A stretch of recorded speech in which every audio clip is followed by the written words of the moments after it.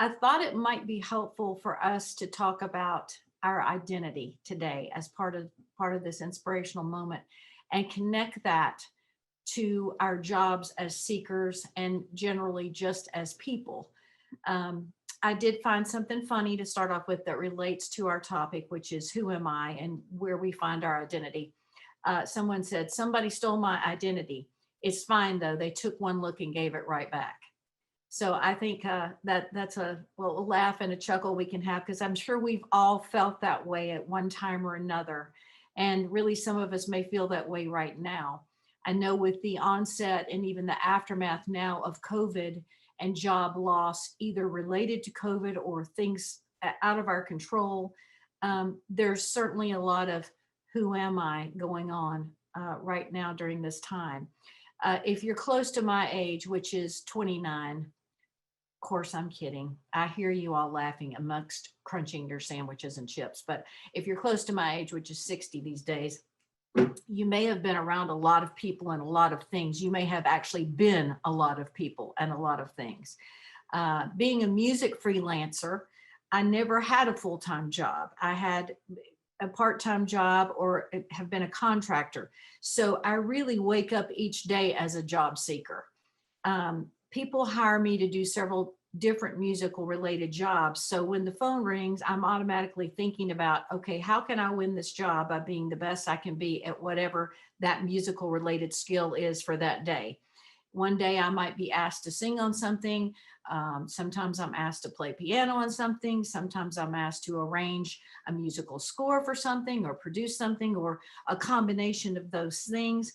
And then some days I'm just me, which makes me ask the question, who am I? We have been told along the way that our careers should not determine who we are. With that being said, I believe we're all gifted in certain areas. And if you are blessed enough to be able to do what you love for a living, you would certainly say that that job is a part of who you are. But that in itself doesn't seem maybe dangerous. In my opinion, the danger comes in when our whole identity is wrapped up in a particular job to the point that if that job goes away, our identity goes with it. And we really don't know who we are anymore.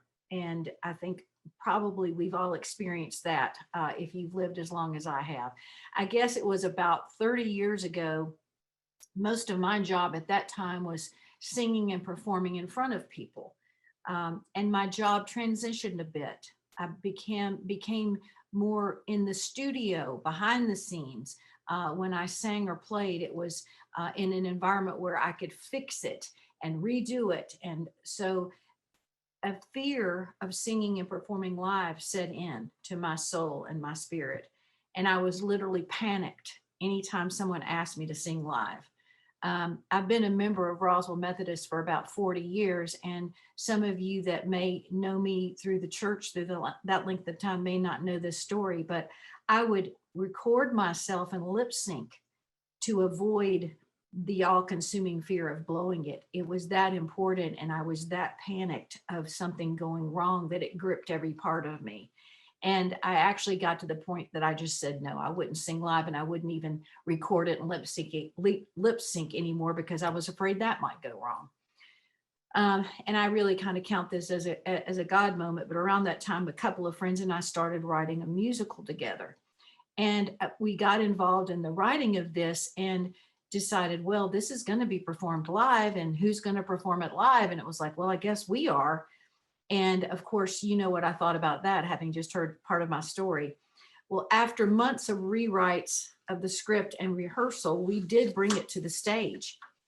And you would think I would have just been a mess. And I probably was thinking back on the first few times. But what happened in that instance is all of a sudden I became an actress.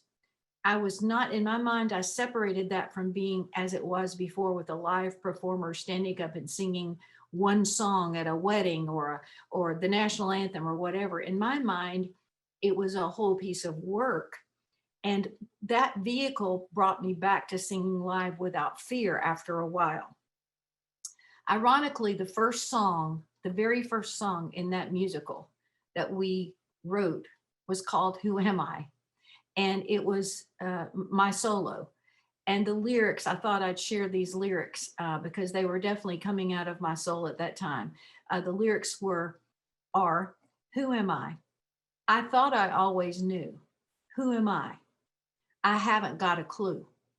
When I look into the mirror, there's a face I should recognize, but the image that's reflected is a stranger in my eyes. Who am I? While I think back on the philosophy of trying to separate myself and thinking of myself as an actress and not a live singer, that worked to start attacking the fear. But I think what really turned things around for me wasn't so much that mental thing going on, but it was the process.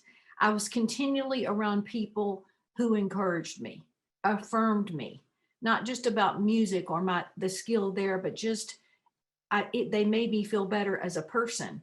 And it gradually got the focus off myself and the fear and onto the work we were doing as a whole. And that in itself was absolutely so freeing. While I haven't been literally fired from a job or let go from a job, and mainly that's because I've never held down a full-time job, I have lost jobs. I've auditioned and not gotten the solo, written a song that didn't make the project. Another producer got chosen over me. The list goes on. And I think those things hurt, even no matter how much self-esteem you have, they still have stingers. And at that point, I think it's very easy for doubt to creep in, and we find ourselves wondering if we're good enough or smart enough, which then can quickly lead to downward spiraling depression and even make us think we're worthless. That's why I think it's important to answer this question, who am I? Because I think it's in those times of rejection or loss that we need to know who we are outside of our jobs so we can survive and find a way to thrive again. In preparation for talking to you today, I read an article by an executive coach from a leadership development firm, and she beautifully addressed what we're talking about. A couple of quotes from her. She said, "We can be deeply committed to and engaged in our work, as well as find meaning and positive affirmation in it," which I agree with. "Yet we are more than our jobs. Losing your job doesn't have to mean losing who you are." She suggested a few things that might help all of us in thinking about defining or redefining who you are. And I thought I'd share and maybe expound upon a few of those in the rest of what we have our time today. Oh, it's 12:08. Okay, I'm doing pretty good. I'm about halfway done. The first thing she suggested, which I think is wonderful, and I'm sure that doing this would be helpful for all of us, is to reach out to old friends. Not to people that we've necessarily worked with recently, but way back before we became who we are. They help us remember some of our best qualities. They can help us remember who we are. Things like being a loyal friend or a caring listener or a creative thinker or a great role model. Those people can reaffirm for us our grassroots, the way back when, who we were way back when. And I think that's so helpful. And that's part of what my process was in writing that musical. I was around people that had known me for a long time and could give me the affirmation I needed to build upon overcoming that fear I had of singing and performing live. Next, she suggests looking for activities to do unrelated to work. Now, I know if you're, a primary breadwinner and you're faced every day with, putting, paying for the next thing or paying the next bill, this is easier said than done. But you can do some of these things because I think mentally it helps you separate and detach. Things as simple as, taking a walk, or if you're like me and it's too hot, go out on your deck or go out on your screen porch and turn your fan on and just sit and be with nature for a few minutes, because all of a sudden you just start looking around and you notice things that you've never noticed before. I remember having my first child and coming home from the hospital and being in that little world of caring for this little baby. And, your hormones are raging and you get the postpartum and you just, think, I can't do this. And then I remember going outside one day to the mailbox. And at that point, I literally just looked around and I looked up, and that big sky over me just made me realize how small my world had been and that there was so much more out there. Um, and I think part of us uh, doing activities that are unrelated to work, the easiest, most fulfilling thing I can think of is to do some sort of volunteering, whether it be just a small thing. But it helps us to be present in our lives and to diversify how we see ourselves. But more importantly, it gives us meaning and purpose, which immediately makes you feel better. When we all know that. She also suggested looking out for our future selves. So even though some things about our identities are set in stone, there's some things that are not going to change. Some of our identity does change over time.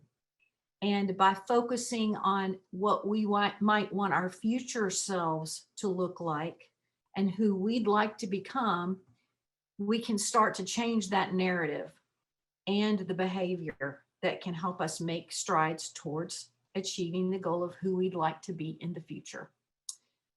Lastly, and I think probably the most important thing towards finding ourselves or redefining who am I, is to really sit down and identify our core values. Strip everything down. What is it that we stand for? What values do we think are important? And this is not necessarily political. It really is the essence of who we are. And I think it has a great deal to do with what we believe. And being this intentional, I think would surely help us a long way towards who we really are. It helps us find what we're passionate about.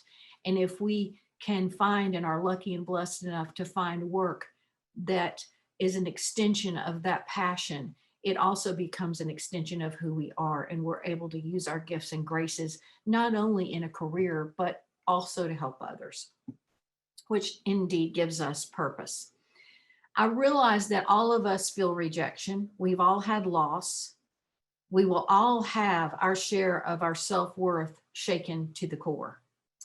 My hope and prayer is that we can find our identities outside of the job world based on our deepest core values and to see ourselves through the lens of those who love and affirm us.